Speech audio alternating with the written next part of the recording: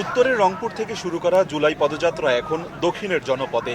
দেশ গড়তে মাঠ চষে বেড়াচ্ছেন ২৪-এর বিপ্লবীরা।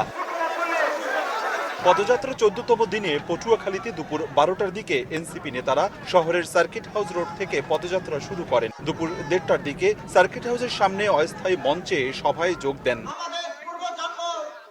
পথসভায় বক্তব্য রাখেন স্থানীয় ও কেন্দ্রীয় নেতারা। দেশ গড়তে চাওয়া এনসিপির বিরুদ্ধে নানাভাবে প্রোপাগান্ডা ছড়ানো হচ্ছে বলে অভিযোগ করেন দলটির দক্ষিণাঞ্চলের মুখ্য সংগঠক হাসনাত আব্দুল্লাহ। বলেন, দেশ গড়ার লড়াইয়ে সব বাধা জয় করতে হবে।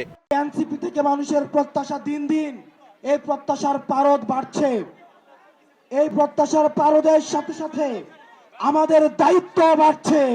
এখানে যতজন মানুষ এসছেন, আপনাদের বাংলাদেশের প্রতি দায়িত্বশীল হতে হবে। আমাদের পরবর্তী যুদ্ধটা আরো বেশি কঠিন।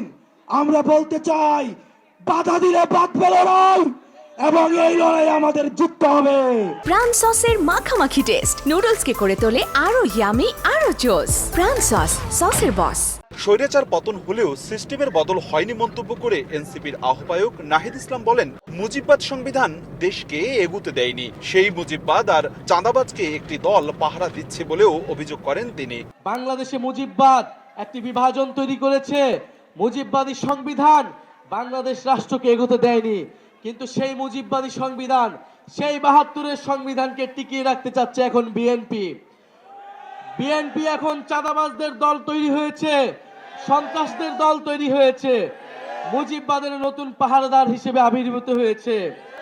ফলে চাঁদাবাজ এবং মুজিববাদের নতুন পাহারাদার এসেছে।